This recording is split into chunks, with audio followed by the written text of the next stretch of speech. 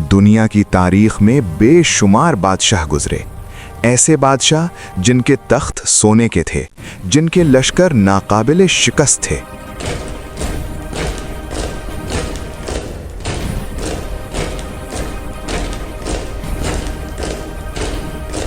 लेकिन सिर्फ एक बादशाह ऐसा गुजरा जिसके आगे इंसान, जिन, परिंदे और हवाएं सब झुकी हुई थीं।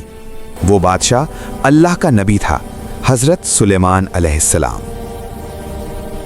ये कोई अफसाना नहीं, ये कुरान की गवाही है। हजरत सुलेमान अलैहिस्सलाम को अल्लाह ताला ने वो सल्तनत अता फरमाई जो ना उनसे पहले किसी को मिली और ना उनके बाद किसी को मिलेगी। खुद उन्होंने दुआ की, ला इलाहा इल्लल्लाह वहदहु ला शरीक लह।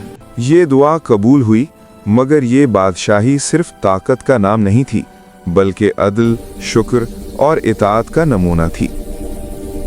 हजरत सुलेमान अलैहिस्सलाम ने अपने वालिद हजरत दाऊद अलैहिस्सलाम से हिकमत और नबूवत का विरसा पाया। कुरान कहता है, और सुलेमान दाऊद के वारिस हुए। सूरतुन-नम्ल आयत 16। अल्लाह ने उन्हें परिंदों की बोली समझने की सलाहियत दी। वो कहते हैं, हमें परिंदों की जुबान सिखाई गई है। ये ताकत गुरूर के लिए नहीं थी, बल्कि शुक्र के लिए थी। ला इलाहा इल्लल्लाह वहदहु। एक दिन हजरत सुलेमान अलैहिस्सलाम अपने अजीम लश्कर के साथ गुजर रहे थे। लश्कर में इंसान भी थे, जिन भी और परिंदे भी।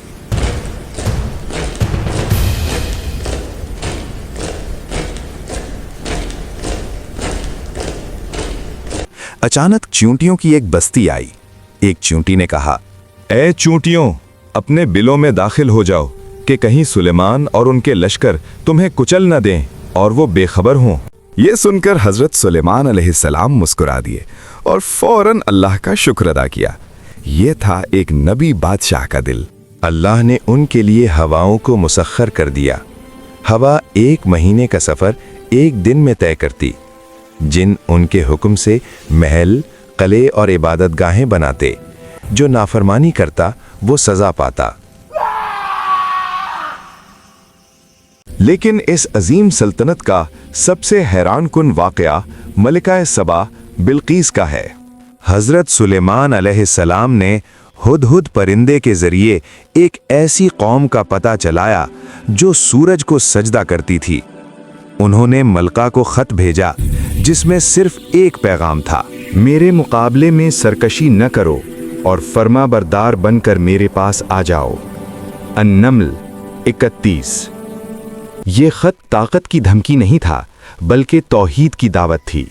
जब मलिका बिल्कीस आई तो हजरत सुलेमान अलैहिस्सलाम ने उसका तख्त पलक झपकने से पहले अपने सामने मंगवा लिया। ये सब अल्लाह के इल्म और कुदरत से। जब मलका ने यह देखा तो उसका दिल गवाही दे उठा। उसने कहा, ए मेरे रब, मैंने अपनी जान पर जुल्म किया और मैं सुलेमान के साथ अल्लाह रब्बुल आलमीन पर ईमान लाती हूँ। यही थी हजरत सुलेमान अलैहिस्सलाम की कामयाबी। ना फतूहात, ना खजाने, बल्कि दिलों का झुक जाना। ला इलाहा इल्लल्लाह वहदहु ला शरीक लह, लहुल मुल्कु व लहुल हम्दु व हुवा अला कुल्लि शैइन क़दीर। ला इलाहा इल्लल्लाह। आखिरकार इतनी अजीम सल्तनत के बावजूद मौत आई। हजरत सुलेमान अलैहिस्सलाम अपने असा के सहारे खड़े थे और जिन काम करते रहे, यहाँ तक कि दीमक ने असा खा लिया। सूरह सबा आयत नंबर 14। तब सब पर वाज़े हुआ कि गैब का इल्म सिर्फ अल्लाह के पास है। हजरत सुलेमान अलैहिस्सलाम की कहानी हमें ये सिखाती है कि ताकत अगर अल्लाह दे तो शुक्र लाजिम है, और अगर बादशाह नबी हो तो सल्तनत भी इबादत बन जाती है।